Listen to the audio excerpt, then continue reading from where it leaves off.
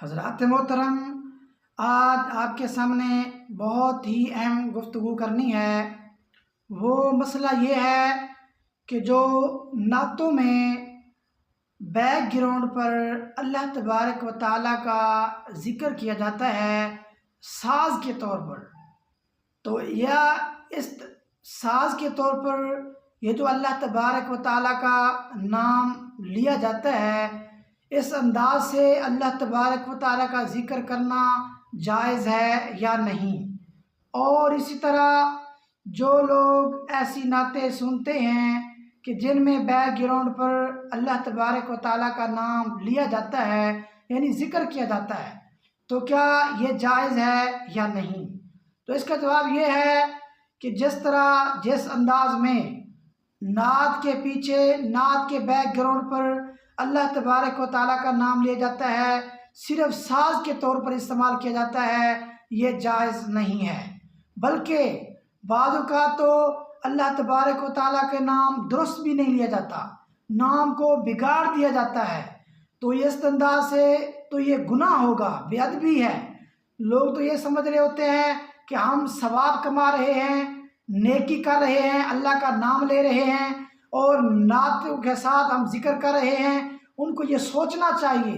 کہ ہم کیا کر رہے ہیں۔ جب آپ اللہ تعالیٰ کا نام بگاڑ کر لے رہے ہیں، جب آپ اللہ تبارک و تعالیٰ کا نام ساز کے طور پر استعمال کر رہے ہیں، تو یہ آپ درست کام نہیں کر رہے، یہ آپ ثواب والا کام نہیں کر رہے، بلکہ یہ آپ ناجائز، اگر آپ اللہ تعالیٰ کا نام جو ہے لیتے ہوئے نام درست بھی نہیں لیا جاتا،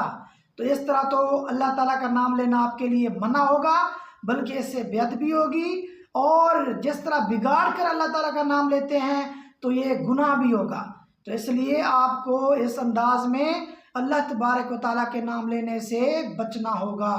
اسی طرح جو لوگ اس طرح کی نعتیں سنتے ہیں، بہت شوق ہوتا ہے بھئی نعتیں چلائیں جن میں پیچھے ذکر بھی ہو،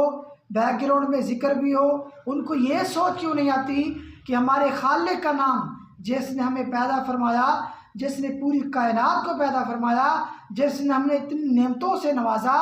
اس کا نام ساز کے طور پر استعمال کیا جا رہا ہے، ہم پھر ایسی نعتیں شوق کے طور پر سنیں تو ہم پر حیف ہے۔ ہم نے ایسی نعتیں بالکل نہیں سننی جس نعتوں کے بیک گراؤنڈ پر اللہ تبارک و تعالیٰ کا نام لیا جا رہا ہو۔ تو گویا کہ ایسی نعتیں، یہ مسئلہ سمجھ لیں، ایسی نعتیں کہ جس کے بیک گراؤنڈ پر اللہ تبارک و تعالیٰ کا نام ساز کے طور پر لیا جا رہا ہے، تو ایسی نعتیں سننا جائز نہیں ہے، اس سے بچنا ضروری ہے۔ یہ اہم مسئلہ تھا، میں نے آپ کے سامنے پیش کیا۔ اللہ تبارک و تعالیٰ سے دعا ہے کہ خالق کی کائنات ہمیں صحیح طریقے سے مسائل سیکھنے کی، سمجھنے کی اور عمل کرنے کی توفیق عطا فرمائے۔ یہ جو میں نے آپ کے سامنے مسئلہ پیش کیا، یہ فتاوی عبیدیہ صفحہ نمبر 560 پر موجود ہے۔ واللہ اعلم بالصواب۔